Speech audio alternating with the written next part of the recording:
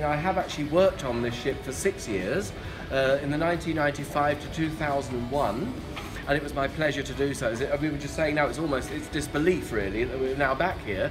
And then I was a passenger before that for about 10 years, doing about 10 different cruises. So it was amazing, and so good to share my history with you as well as the history of the ship, because it really is a historic ship of where we were and also where we're going.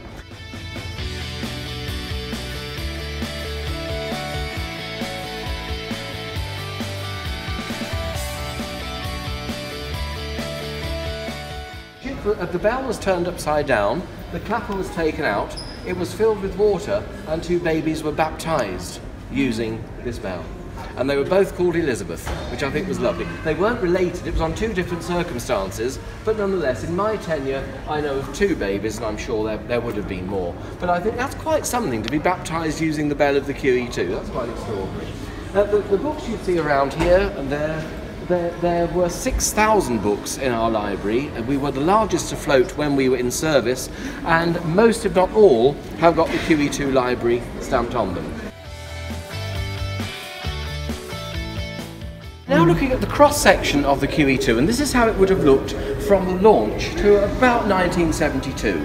There have been some structural changes and also quite a few of name changes, and for example we can see here the 736 Club. Now 736 had a significance because it was the number found on the slipway where the QE2 was launched. So that's the significance of the history really, and that is now the Queen's Grill restaurant, which is still and was the best restaurant on board. The coffee shop is now the Queen's Grill Lounge.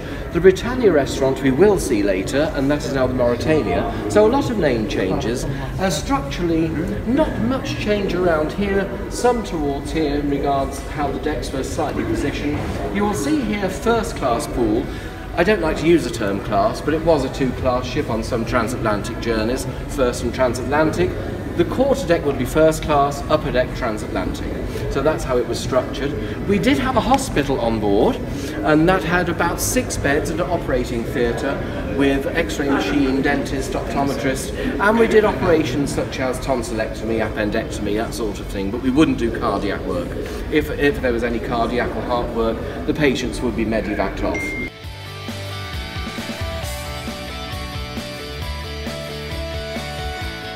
When she was conceived, if you will, she was called the Q4 project, and until the day of the launch, the name was kept secret. Nobody knew apart from Cunard. So the keel was laid in 65. It was launched in 67 by Her Majesty the Queen, who actually made a little bit of a mistake in as much as she named it after herself. She said, "I named this ship Queen Elizabeth II," which of course it isn't. And historically, if they'd have kept that name, there would have been some constitutional crisis within the UK. So Cunard had to think of another name quickly, and they came up with Queen Elizabeth II, named after the first Queen Elizabeth ship, which was named after the Queen Mother. So there's a sort of regal significance, but it wasn't named after the present Queen. The maiden voyage was quite something. Of course, the main ship, she was the ship of dreams of the future, so to speak, and she crossed the Atlantic in 4.5 days, which was then quicker by 1.5 days than most other ships.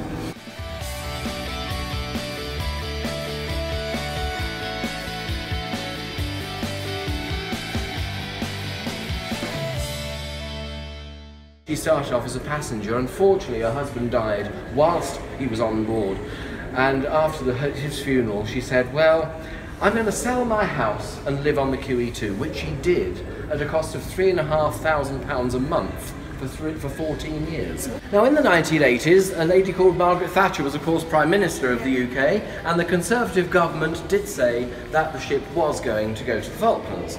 We could be seconded at any point for war service, and indeed we were. So the QE2 returned from Southampton, and it took 10 days to convert it to a troop ship, and on the aft end of the ship was where the helicopter landing pads were, for example, and they tried to secure and save the 17 miles of carpet that we have on board, and they had some problem with refuelling, so that was a big issue of why it took the 10 days. She sailed for the Falklands with between 3,000 to 3,500 troops of the Irish and Scots Guards and the Rifle Gurkhas. They went down, and 650 volunteer crew. Now size-wise that's quite important, because in full capacity we sailed with 2,800. Here there were 4,003. That's quite a big difference. I mean, over 1,000 people more. So thank goodness it came back safely. There were problems with icebergs in the South Atlantic, but thankfully, although the radar was kept on, the QE2 wasn't hurt in any way. Her Majesty has never slept on board, but she has been on board 3 times. The second time I was a passenger for this cruise, and it was in 1990 to celebrate the 150th anniversary of the Cunard line, and the QE2 went around the UK calling at various ports of significance, for example Liverpool, Greenock in Scotland, and we also stopped in France, in Cherbourg. And Her Majesty then reviewed naval vessels off the Isle of Wight at Spithead, and then she tendered from the Royal Yacht Britannia, because this was then in service, and she tendered to the QE2, and she had lunch in the Columbia restaurant, which I'll point out later on, and then she did a walkabout, and I met her myself, we had a brief conversation, and then she made history by becoming the first British reigning monarch ever to travel on a passenger ship with passengers, and that was because she was from Spithead to Southampton. Now we could have done that easily within the hour, but they wanted to make the history.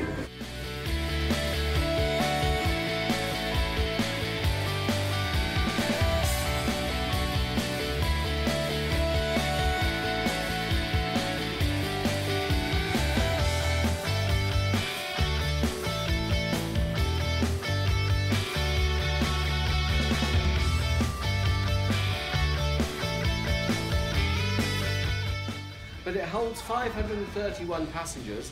Upstairs would have been first class. I had their own entrance to the theatre, and down here would be transatlantic. What I do like about it still, you've got the 3 windows in the back, or 4 in some cases, where they have the old-fashioned real film. Whether that will happen in the future, I don't know, because again, this